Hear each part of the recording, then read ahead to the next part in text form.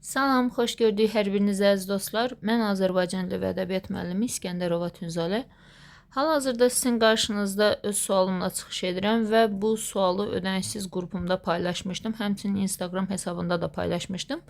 Və burada çoxunuz ikinci variantı götürmüsünüz. Bizdən əks mənalı sözləri soruşur. Çoxunuz gecə-gündüz sözünü götürmüsünüz. Burada əzizlərim, biz durğu işarələrinə fikir verməliyik.